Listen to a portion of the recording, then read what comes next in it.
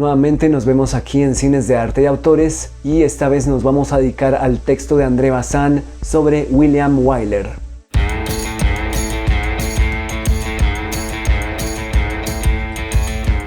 Bazin escribió este texto originalmente en 1948 para la revista Revue du Cinéma. Bazin divide este texto en dos capítulos. En el primero va a acercarse a una posible definición de realismo en el cine de William Wyler y en el segundo capítulo va a acercarse a una posible definición de estilo en el cine de William Wyler. Si ustedes recuerdan el texto que ya estudiamos acerca de la evolución del lenguaje cinematográfico, recordarán que Bazin ya mencionaba películas de William Wyler en aquel entonces. Sin embargo, este texto presente sobre William Wyler precede al texto acerca de la evolución del lenguaje cinematográfico. Aquí vamos a encontrarnos con ideas que André Bazin ya trabaja en otros textos. Por ejemplo, esa idea de un cine puro versus un cine impuro. También vamos a encontrarnos con aquella idea que Bazin va a tratar de redondear en su texto sobre El ladrón de bicicletas acerca de la desaparición de la puesta en escena. Y para tratar de sintetizar al máximo este texto, Bazin se va a centrar en su idea acerca de puesta en escena a través de la composición, la fotografía y el uso de la profundidad de campo en las películas de William Wyler. Bazin se va a centrar en dos películas claves de William Wyler. La primera es The Little Foxes de 1941, traducida al español como La Loba. La segunda es The Best Years of Our Lives, traducida al español como Los mejores años de nuestra vida de 1946. Con relación a La Loba de William Wyler, Bazin comienza a explorar una serie de posibles decisiones que pudieron tomarse si se hubiera hecho la puesta en escena en un teatro, sobre el escenario en vivo con el público y de qué manera lo sorteó William Wyler. ¿Cuáles son esas decisiones que pertenecen al escenario y a la representación en el teatro? ¿Cuáles son esas decisiones que pertenecen, por otro lado, a la puesta en escena cinematográfica en Wyler? Comienza Bazin. Tomemos la escena clave del film, la de la muerte de Herbert Marshall, situada precisamente en este decorado. Su análisis revela claramente los secretos esenciales del estilo de Wyler. Bette Davis está sentada en segundo término cara al público y su cabeza se halla en el centro de la pantalla. Una iluminación brutal acusa la mancha blanca de este rostro muy maquillado.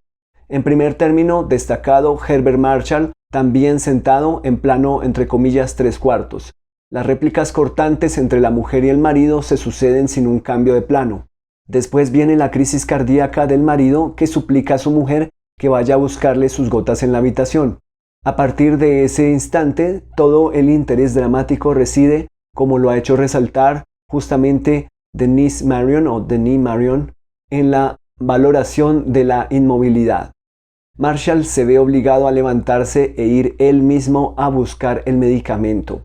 El esfuerzo le matará cuando esté todavía en los primeros peldaños de la escalera.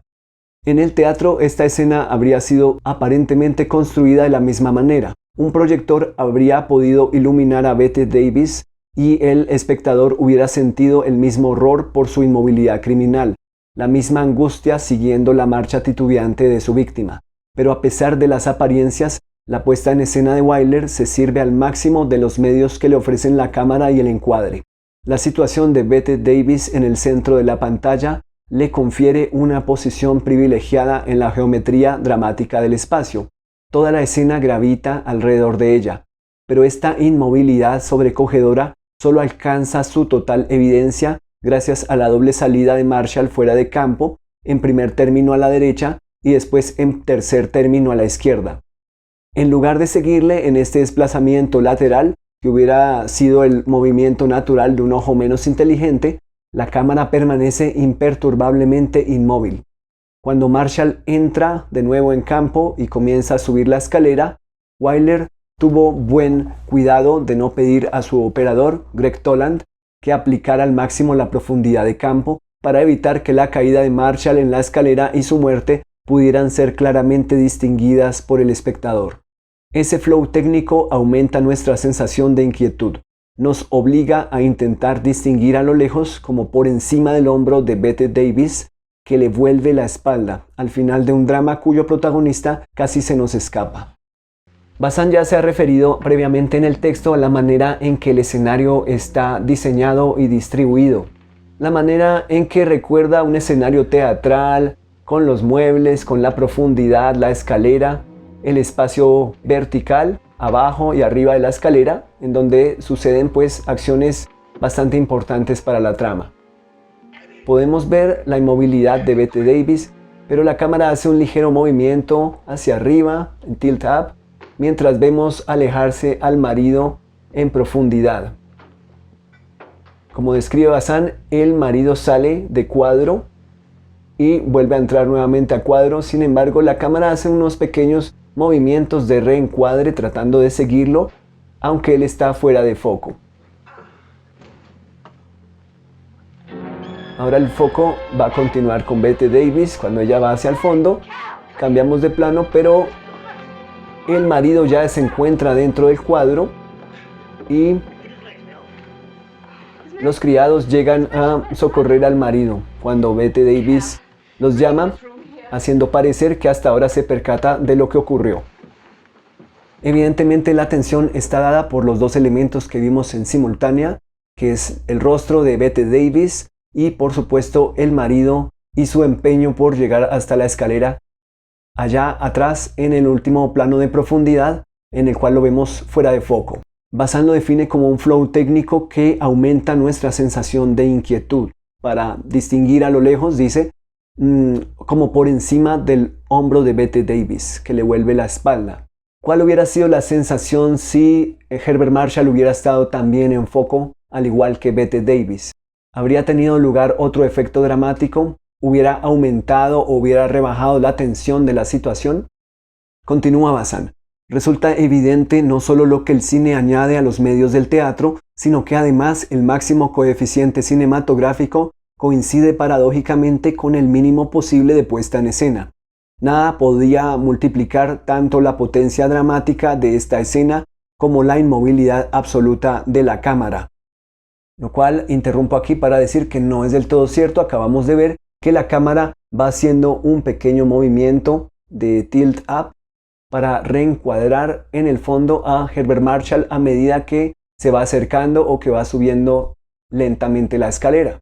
Continúa Bazán. Cualquier movimiento que un realizador menos avesado hubiera introducido en calidad de elemento cinematográfico hubiera servido tan solo para rebajar el voltaje dramático. Aquí la cámara no está en el lugar de ningún espectador. Es ella, gracias al encuadre de la pantalla y a las coordenadas ideales de su geometría dramática, quien organiza la acción. Quizás Bazán no tenía frescas las imágenes y no recordó que había un pequeño movimiento que es de por sí casi imperceptible. Sin embargo, me gustaría que ustedes hicieran el ejercicio de pensar cómo hubiera sido realmente esta situación si la cámara no se hubiera movido en absoluto. ¿Habría aportado a la tensión dramática? Y de por sí, bueno, podríamos imaginarnos diferentes tipos de soluciones o de apuestas para poner esta situación en escena. ¿Qué tal haberse alejado un poco más? ¿Qué tal haber dejado el plano más abierto? ¿Ustedes creen que en efecto habría favorecido o habría perjudicado la tensión dramática que se da entre los dos personajes en ese momento? Bazán va a hacer una mención luego a la película de La señora Miniver, también de William Wyler, o Mrs. Miniver, de 1942, una película que se centra en el episodio reciente que había padecido Inglaterra de los bombardeos nazis. La historia de la película tiene lugar en Inglaterra, pero fue filmada en los Estados Unidos. Bazán va a hacer una comparación entre el realismo de La señora Miniver y el realismo de Los mejores años de nuestra vida. Los puntos de referencia para la comparación son, entre comillas, el guión de La señora Miniver con el guión de Los mejores años de nuestra vida. Vamos a inferir que Bazán privilegia a Los mejores años de nuestra vida por otros aspectos aparte de la puesta en escena, como la ambientación, como los vestuarios, el uso de las locaciones reales, entre otros. Dice Bazán, por el contrario, en Los mejores años de nuestra vida, el escrúpulo ético de la realidad ha encontrado su transcripción estética en la puesta en escena.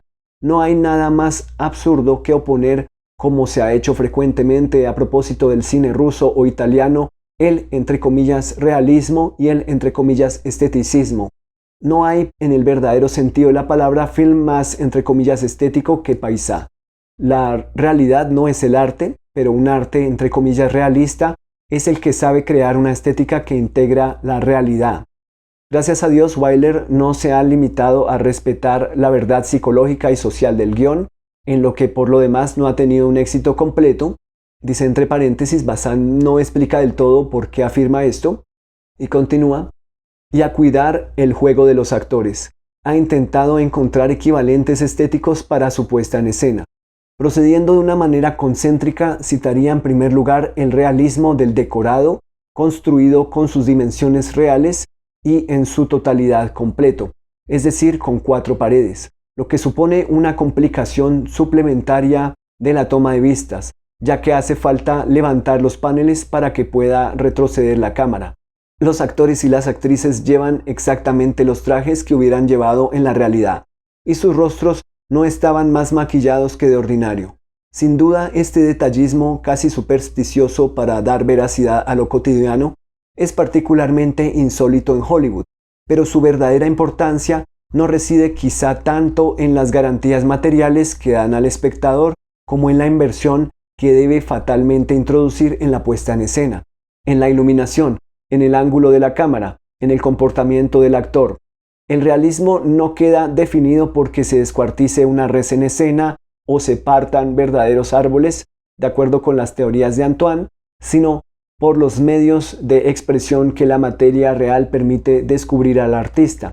La tendencia, entre comillas, realista existe en el cine desde Louis Lumière o incluso desde Marais y Muybridge, y ha ido reconociendo diversas suertes, pero las formas adoptadas solo pudieron sobrevivir en proporción a la invención o descubrimiento estética, consciente o no, calculada o ingenua, que implicaban. No existe, entre comillas, el realismo, sino, entre comillas, los realismos. Cada época busca el suyo, es decir, la técnica y la estética que mejor pueden captar, retener y restituir lo que se quiere captar de la realidad. En la pantalla, la técnica juega naturalmente un papel mucho más importante que en la novela, por ejemplo, ya que el lenguaje escrito es prácticamente estable, mientras que la imagen cinematográfica se ha modificado profundamente desde sus orígenes. La película pancromática, el sonido y el color han constituido verdaderas transformaciones de la imagen. La sintaxis que organizaba este vocabulario también ha padecido revoluciones. A la construcción por el montaje, que corresponde sobre todo a la época muda, sucede hoy casi totalmente la lógica de la planificación. Estos cambios pueden deberse en buena parte a la moda, que existe en el cine, como en todas partes, pero todos los que tienen una importancia real y que enriquecen el patrimonio cinematográfico están en estrecha relación con la técnica que constituye su infraestructura. Y en este punto Bazán ha mencionado varias ideas claves. Yo creo que desde el primer texto que leímos de qué es el cine, empezamos a preguntarnos por una definición de André Bazin acerca de realismo. ¿Qué es el realismo para André Bazin? Ya le habíamos escuchado quizás a muchas personas antes de que leyéramos a Bazin que nos decían: André Bazin defiende el realismo, André Bazin habla del realismo, Bazin es el adalid del realismo en el cine, y quizás nos queríamos encontrar de frente con una definición de realismo por parte de André Bazin en algunos de sus textos.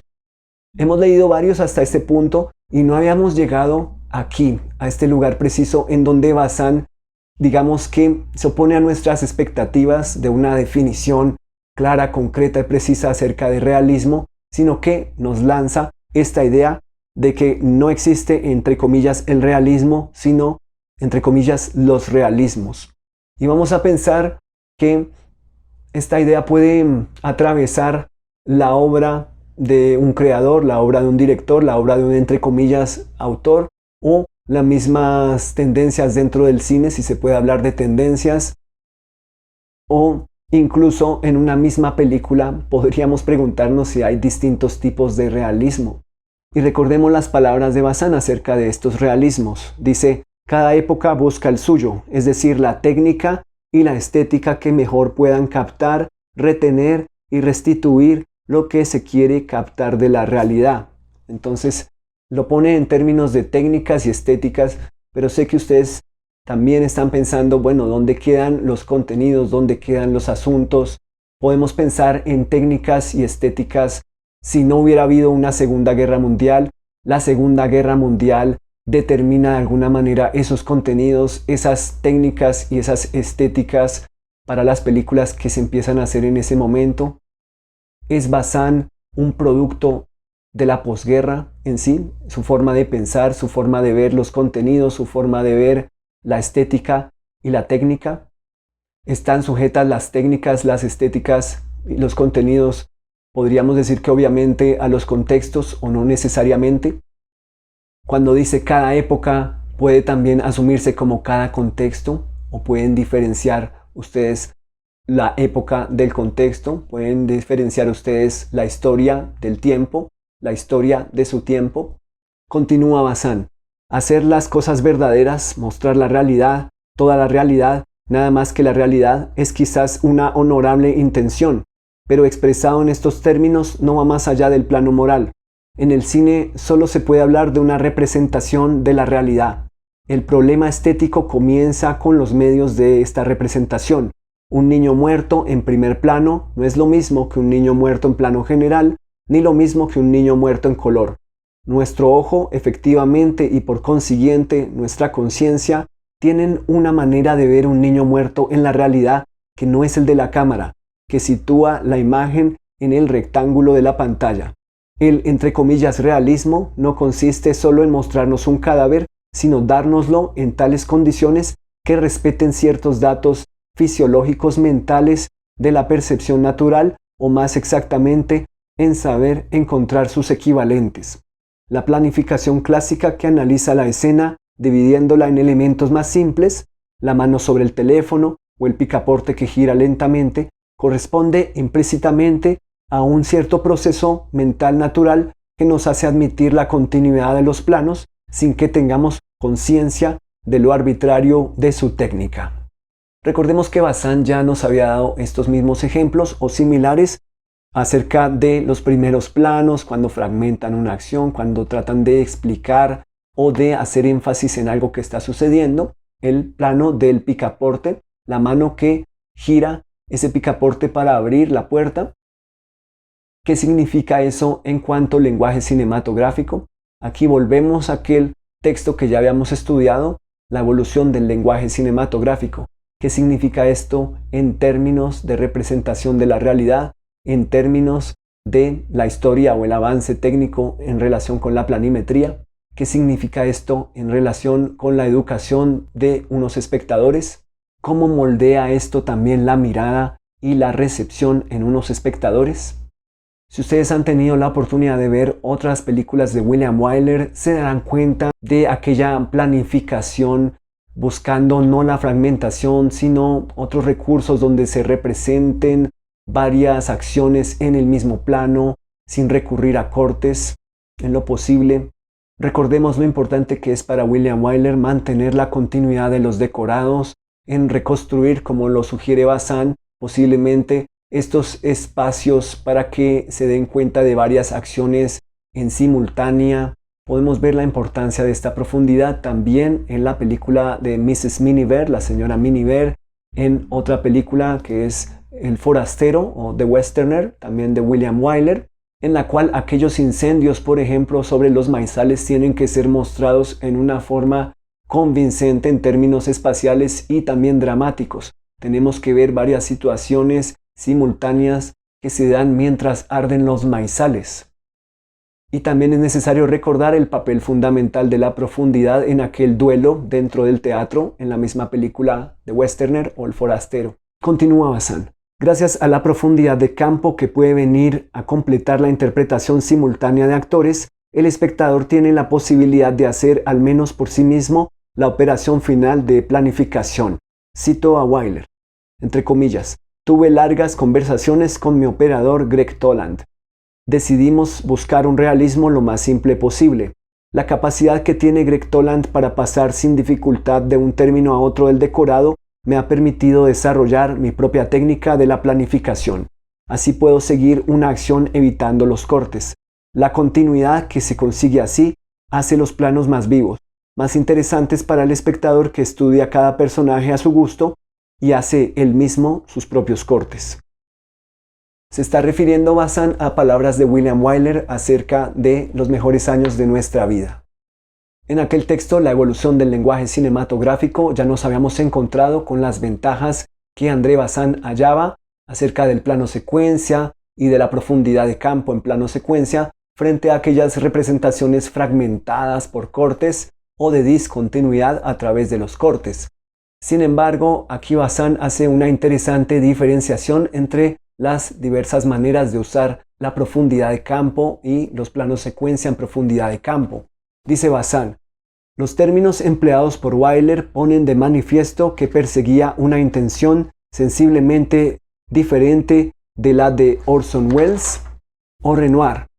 Este último utilizaba la puesta en escena simultánea y lateral, sobre todo para hacer más sensible la interferencia de las intrigas, como se muestra nítidamente en la fiesta del castillo en la regla del juego. Orson Welles busca tanto una suerte de objetivismo tiránico a los dos pasos, como una especie de estiramiento sistemático de la realidad, en profundidad, como si estuviera dibujada sobre una banda elástica que le agradara primero poner tirante para darnos miedo y soltárnosla después en plena cara.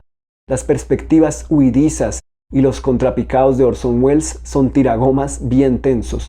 No es nada de esto lo que Wyler pretende. Hay que entender bien que se trata siempre de integrar la planificación y en la imagen el máximo de realidad, de hacer total y simultáneamente presentes el decorado y los actores de manera que la acción no sea nunca una sustracción. Pero esta presencia constante de toda la escena en la imagen conduce aquí a la neutralidad más perfecta. El sadismo de Orson Welles y la inquietud irónica de Renoir no tienen sitio en los mejores años de nuestra vida. No se trata de provocar al espectador, de captar su atención para desconcertarle. Wyler solo quiere permitirle, primero, verlo todo, segundo, escoger, entre comillas, a su agrado. Es un acto de lealtad en relación con el espectador, una voluntad de honestidad dramática. Las cartas están todas sobre la mesa. Parece en efecto al ver este film que la planificación habitual hubiera tenido aquí algo de indecente, una especie de juego de prestidigitación. Entre comillas, mirad por aquí, nos habría dicho la cámara. Entre comillas, ahora por allí. Pero entre los planos, la frecuencia de planos generales y la perfecta nitidez de los fondos contribuyen enormemente a tranquilizar al espectador y a dejarle la posibilidad de observar y de elegir e incluso el tiempo de formarse una opinión, gracias a la longitud de los planos, como podremos ver enseguida. La profundidad de campo en William Wyler quiere ser liberal y democrática como la conciencia del espectador americano y los héroes del film. Y volvamos a una idea clave que señala André Bazán acerca de esta distinción entre el uso de la profundidad entre Orson Welles y William Wyler. Dice Bazán, como una especie de estiramiento sistemático de la realidad en profundidad, como si estuviera dibujada sobre una banda elástica que le agradara primero poner tirante para darnos miedo y soltárnosla después en plena cara. Dice, las perspectivas huidizas y los contrapicados de Orson Welles son tiragomas bien tensos. Y realmente podemos sentir una especie de sensación de extrañamiento cuando vemos algunos de los espacios en profundidad de Orson Welles. Podemos ver que algunas perspectivas están ligeramente deformadas por los lentes, que el uso de gran angular se lleva al extremo de que se distorsionan un poco los bordes de las imágenes, que los contrapicados tan inusuales que quizás no estamos acostumbrados a ver en otras películas nos hacen ver de alguna manera que estamos ante otro tipo de realidad, quizás una realidad que trata de evocar también lo que los personajes están sintiendo o padeciendo o sus delirios de grandeza o la forma en que perciben alteradamente la realidad de alguna manera. Luego enfatiza Bazán, no se trata de provocar al espectador. Con provocar se refiere Bazán eso a tratar de agitar al espectador, de tratar de despertar aquel tipo de conciencia acerca de lo que está viendo, de lo que le están representando. Provocar también pensamiento, provocar también una suerte de reacción. Dice, no se trata de provocar al espectador, de captar su atención para desconcertarle. desconcertarle en el sentido de ponerle frente a lo desconocido, frente a lo descomunal, frente a algo que puede estar por encima de sus expectativas o por encima de su comprensión. Y si pensamos en estos personajes de Orson Welles que son representados dentro de esta profundidad con ciertas deformaciones o alteraciones de la imagen o de la realidad, entonces podemos pensar que se nos está provocando, que se nos está queriendo hacer pensar qué tipo de mundo es este que nos está representando Orson Welles, qué tipo de mundo es este en Ciudadano Kane, qué tipo de mundo es este que nos está presentando en Macbeth, por ejemplo. Y por otro lado dice Bazin que la profundidad de campo en William Wyler quiere ser liberal y democrática como la conciencia del espectador americano y los héroes del film. En este sentido, los héroes del film se refiere a estos tres veteranos que regresan de la guerra después de haber vivido aventuras y desventuras y que se encuentran con una realidad totalmente distinta y están tratando de buscar su lugar dentro de este mundo.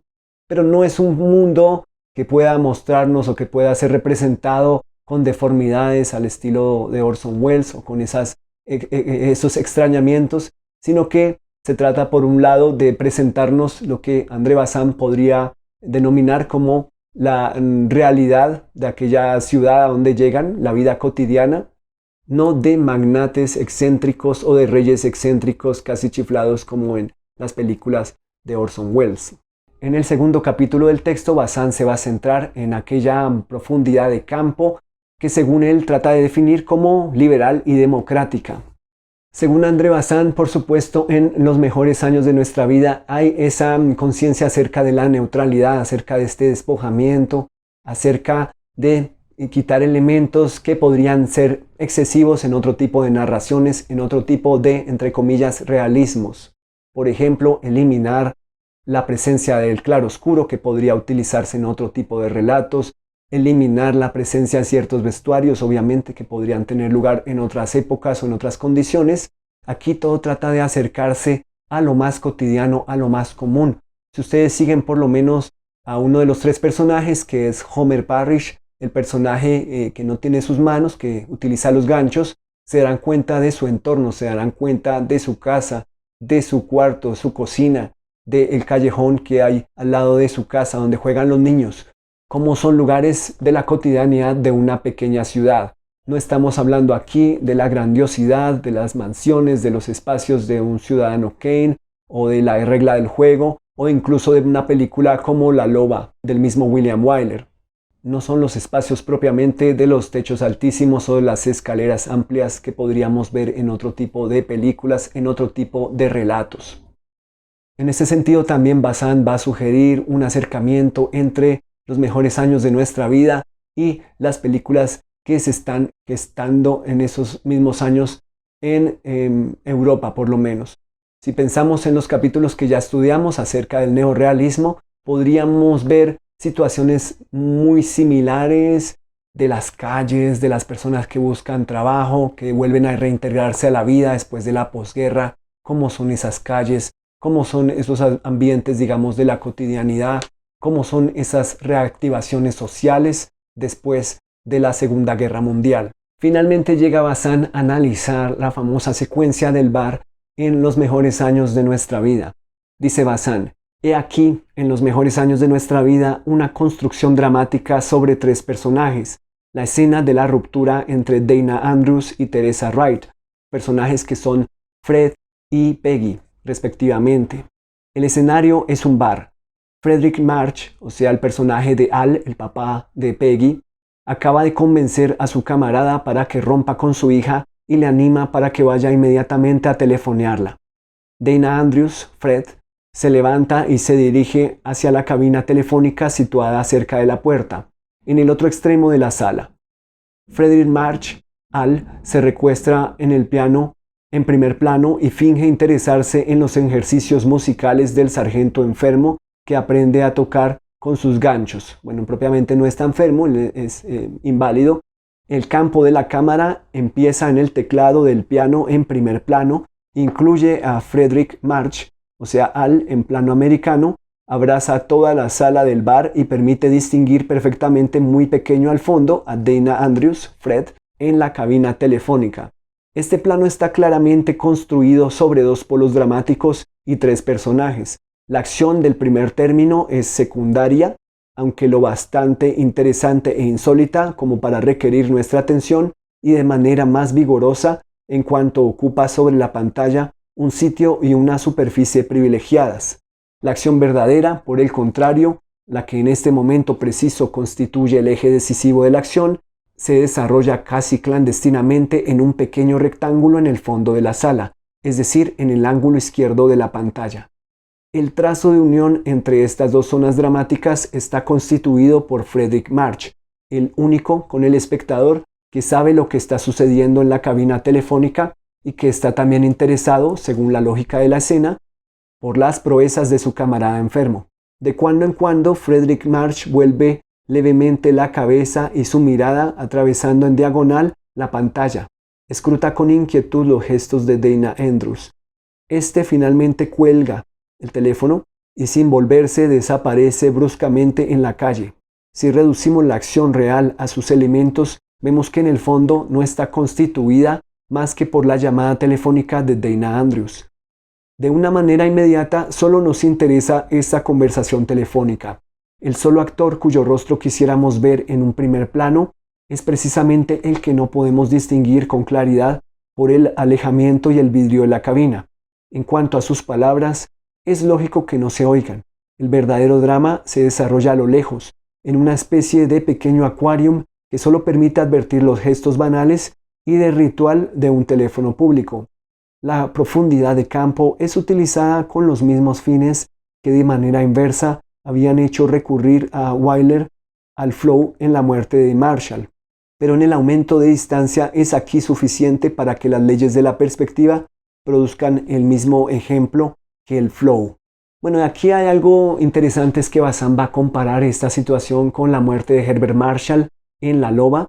Dice, la profundidad de campo es utilizada con los mismos fines que de manera inversa habían hecho recurrir a Wyler al flow en la muerte de Marshall, pero el aumento de distancia es aquí suficiente para que las leyes de la perspectiva produzcan el mismo efecto que el flow. En La Loba recuerdan ustedes que era Bette Davis quien estaba, entre comillas, inmovilizada mientras Herbert Marshall se movía. Sin embargo, en eso que Bazán denominaba el flow, veíamos a un Herbert Marshall fuera de foco moviéndose. Sin embargo, la inmovilidad no estaba en el fondo, realmente estaba en el primer plano de profundidad, en Bette Davis. Aquí la inmovilidad está a lo lejos, está en Fred. ¿Qué hubiera pasado si Fred hubiera estado fuera de foco? Quizás ya no hubiera tenido la misma importancia, ¿verdad? Quizás no hubiera tenido relevancia. Pero al haber estado Fred o Dana Andrews en foco haciendo su llamada, pues va a aumentar su importancia al estar totalmente nítido. Cuando Herbert Marshall subía la escalera, por el contrario, para Bette Davis, él ya no tenía importancia. Su vida o su muerte ya no eran relevantes para ella. Quizás por eso podemos decir que se le sacó de foco, con una manera de descalificarlo desde el punto de vista de Bette Davis, aunque le estuviera dando la espalda. Aquí no se está descalificando a Fred, Dana Andrews, mientras hace la llamada telefónica. Por el contrario, se le está realzando en valor. Se le está poniendo en un lugar allá en profundidad, pero privilegiado de todas formas. Se le está dando importancia y relevancia al dejarlo en foco. Algo que Bazán no dice, pero podemos deducir aquí que también la profundidad de campo y el recorrido que van a tener nuestros ojos se nos plantea desde el plano anterior, en el que Fred deja la mesa que compartía con Al y se dirige hacia el fondo a la cabina telefónica. Luego Homer va a entrar, se saluda con Butch y luego hace la invitación a Al hacia el piano. Allá, ya que una vez se nos ha construido a donde debemos mirar en profundidad, va a tener lugar la situación del toque de piano. En la zona de la derecha de la pantalla va a estar tocando Butch junto con Homer y va a estar también Al de pie. En la zona de la izquierda hay 3 espectadores sentados para hacer contrapeso y por supuesto vamos a ver a Fred en la cabina telefónica. Hay 2 cortes que reencuadran a Al y luego vuelven al plano general. Bazán nos va a hablar acerca de la razón de esos cortes a Al, para hacer énfasis en que Al está mirando efectivamente a Fred en la profundidad. Dice Bazán: la idea de la cabina en el fondo de la sala y el obligar al espectador a imaginarse lo que allí está pasando, es decir, el participar en la inquietud de Al Frederick March, era ya un excelente hallazgo de la puesta en escena, pero Wyler ha entendido perfectamente que ella sola destruiría el equilibrio espacial y temporal del plano. Hacía falta a la vez contrastarla y reforzarla. De ahí la idea de una acción de diversión en primer plano, secundaria en sí misma, pero cuya valoración plástica estaría en relación inversa con su importancia dramática. Acción secundaria, pero no insignificante, que el espectador no puede ignorar, porque también le interesa la suerte del marino inválido y no se ve de todos los días a alguien tocar el piano con unos ganchos. Obligado a esperar, sin ver bien, a que el héroe haya terminado de telefonear, el espectador se ve obligado además a dividir su atención entre los ganchos y el teléfono. De esta manera Wyler mata a dos pájaros de un tiro. La diversión del piano le permite por de pronto hacer durar el tiempo necesario un plano que hubiera resultado interminable y forzosamente monótono, pero que es sobre todo la introducción de este polo de acción parásita, lo que organiza dramáticamente la escena y literalmente la construye. A la acción real se superpone la acción propia de la puesta en escena, que constituye en dividir contra su voluntad la atención del espectador y dirigirla hacia donde hace falta y el tiempo que hace falta, y hacerla así participar por su propia cuenta en el drama querido por el director. Volvamos a las palabras de Bazán. Dice: pero es sobre todo la introducción de este polo de acción parásita lo que organiza dramáticamente la escena y literalmente la construye. ¿A qué se refiere con el polo de acción parásita? Bueno, una acción secundaria que es ese toque de piano entre el tío y el sobrino, entre Butch y Homer, mientras que Al está pendiente de la situación con Fred. ¿Podrían ustedes considerar que es una acción parásita ese toque de piano? Bueno, aquí se trata de hacer un contraste dramático, ¿no? Tenemos una situación banal, alegre, festiva, digámoslo así, y por el otro lado está la situación totalmente trágica, que es que Fred tiene que terminar con Peggy por teléfono, siendo que recientemente le confesó al papá de Peggy que la amaba.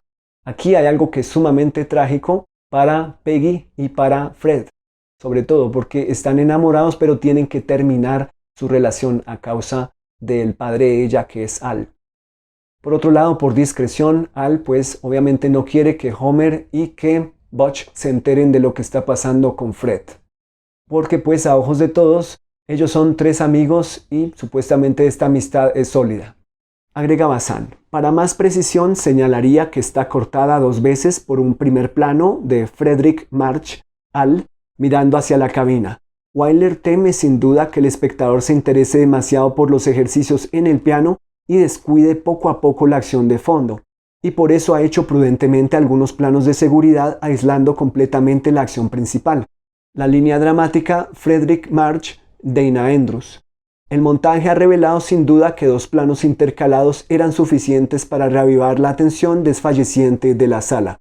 Tanta prudencia es, por lo demás, muy característica de la técnica de Wyler.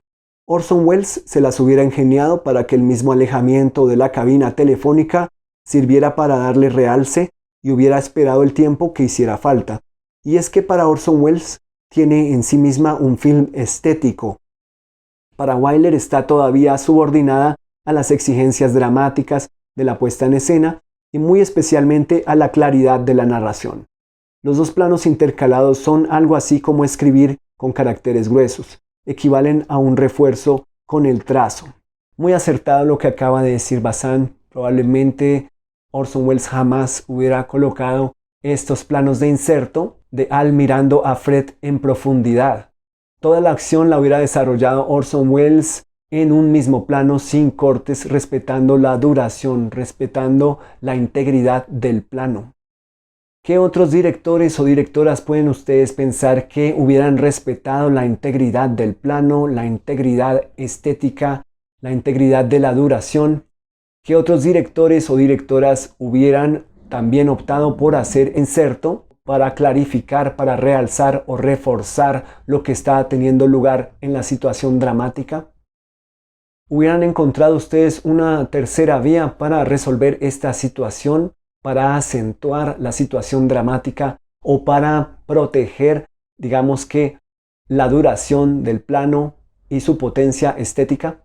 Y luego Bazán también se va a referir a una situación similar en donde tiene lugar un plano de conjunto, donde para algunos personajes la importancia de la escena, la importancia dramática o emotiva está en unos elementos, pero para otros dos personajes, específicamente Fred y Peggy, va a estar la atención centrada en sus miradas, porque es su reencuentro, después de que han estado varios meses lejos el uno de la otra. Dice Bazán, a Wyler le gusta de manera particular construir su puesta en escena sobre la tensión creada en el mismo plano por la coexistencia de dos acciones de importancia desigual. Esto puede también verse netamente en una foto tomada de la última secuencia del film. Los personajes agrupados a la derecha en segundo término constituyen aparentemente el principal polo dramático, ya que todo el mundo se ha reunido en esta habitación para el matrimonio del inválido. En realidad, como esta situación es algo que ya sabemos y que en cierta manera está virtualmente terminada, el interés del espectador se dirige hacia Teresa Wright, o sea Peggy, de blanco en tercer término, y sobre Dana Andrews, Fred, a la derecha en primer término, que se encuentran por vez primera después de su ruptura. Durante toda la secuencia de la boda, Wyler maneja a sus actores con una consumada habilidad para extraer poco a poco de su masa a los dos protagonistas, que, como el espectador advierte, no hacen más que pensar el uno en el otro. Los dos polos, Dana Andrews, Teresa Wright, no se han reunido todavía, pero el desplazamiento cuidadosamente calculado dentro de lo normal de los otros actores hace aparecer muy claramente su relación. El vestido blanco de Teresa Wright dibuja, casi en el centro del plano, una especie de línea de quiebra dramática que basta para cortar la imagen en dos según el ángulo de las paredes y para separar igualmente la acción en sus dos elementos. Solos en toda la escena, los dos enamorados quedan plástica y lógicamente separados en la parte izquierda de la pantalla. Se puede advertir además en esta imagen la importancia de la dirección de las miradas. Estas constituyen siempre en Wyler el esqueleto de la puesta en escena. El espectador no tiene más que seguirlas como un índice extendido para captar exactamente todas las intenciones del realizador. Bastaría fijarlas con un trazo sobre la imagen para hacer aparecer tan claramente como las limaduras de hierro el espectro del imán, las corrientes dramáticas que atraviesan la pantalla. Todo el trabajo preparatorio de Wyler consiste en simplificar al máximo la mecánica de la puesta en escena, asegurándole el máximo de eficacia y de claridad posible. En los mejores años de nuestra vida llega a un despojamiento casi abstracto. Todos los puntos de articulación dramática son de una sensibilidad tal que un desplazamiento de algunos grados en el ángulo de una mirada es no solo claramente visible para el espectador más obtuso, sino que aún más es capaz, gracias a un brazo de palanca ideal, de hacer bascular una escena entera. Pero, al igual que sucede con la escena del bar, estas profundidades deben ser construidas previamente. Tanto la tensión dramática como la profundidad y el espacio deben construirse obviamente en los planos anteriores a la situación en cuestión. Se nos ha presentado en otros planos la información acerca de quiénes están en la boda, en dónde tiene lugar la boda, cómo es el espacio y, por supuesto, vamos a ver en algún momento el plano medio de Peggy que casa con la mirada que le acaba de hacer Fred. Entonces ya sabemos que ellos empezaron su juego de miradas. Luego Fred dejó de mirar a Peggy y va a llevar los anillos y entrega los anillos para la boda.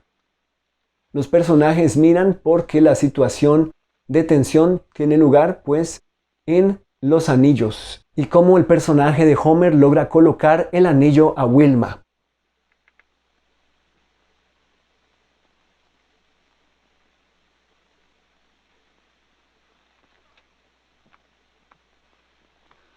Repeat after me. With this ring I thee wed. With this ring I thee wed.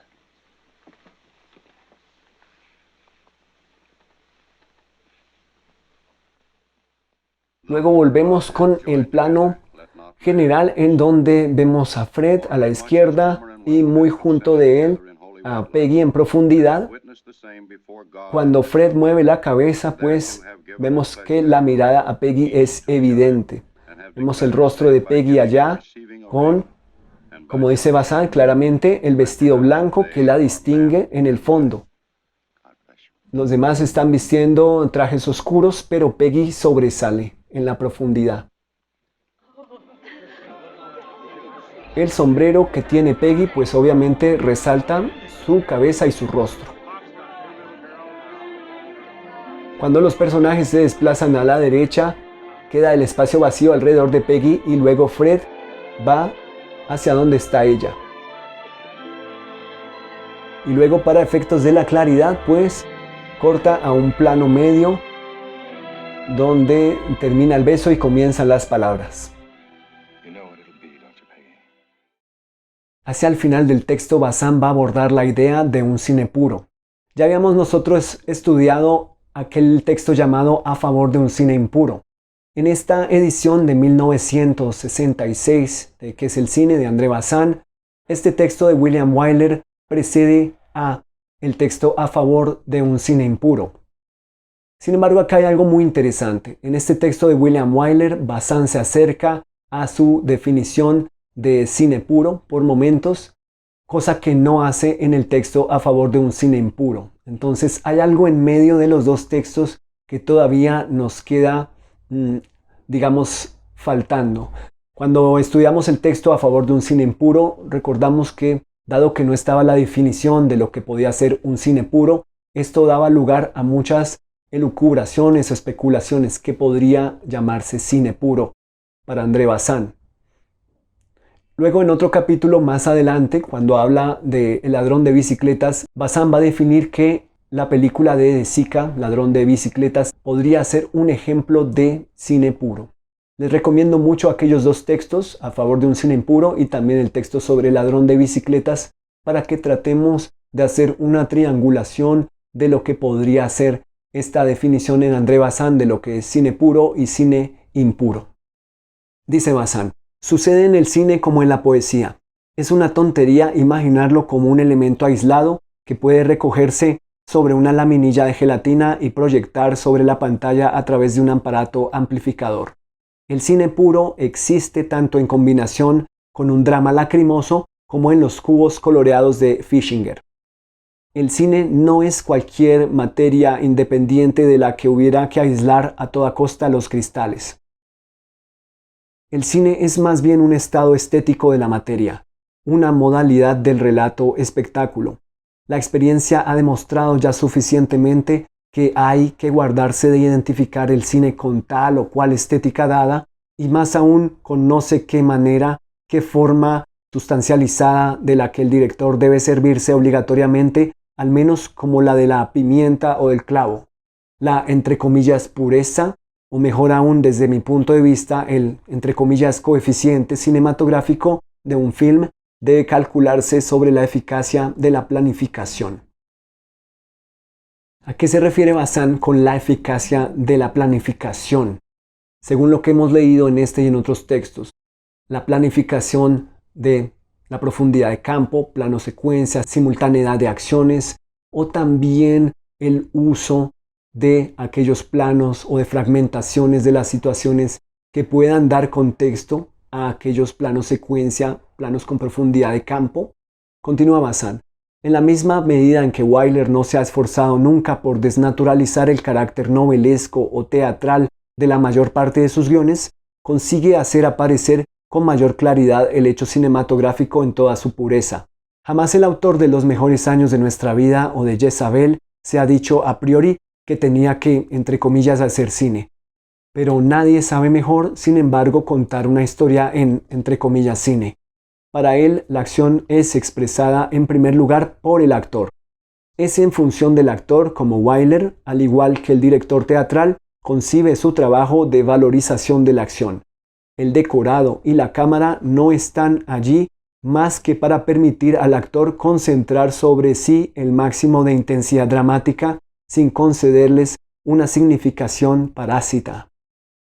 Pero aunque sea también eso lo que se propone el director teatral, este solo dispone de medios muy limitados por el hecho de la arquitectura de la escena moderna y sobre todo por la posición de la rampa. Puede jugar con sus elementos, pero en estas condiciones es esencialmente el texto y la interpretación del actor lo que constituyen lo esencial de la representación teatral. Si para André Bazin el texto y la interpretación del actor son los elementos esenciales de la representación teatral, ¿cómo ponderamos en el cine el texto y cómo ponderamos en el cine la interpretación actoral si también estamos pensando en la representación a través del plano secuencia y de la profundidad en campo? Continúa Bazin. El cine no comienza en absoluto, como quisiera ingenuamente Marcel Pagnol, con los prismáticos de la espectadora de palco. Ni el aumento, ni tampoco el tiempo tienen nada que ver con el asunto.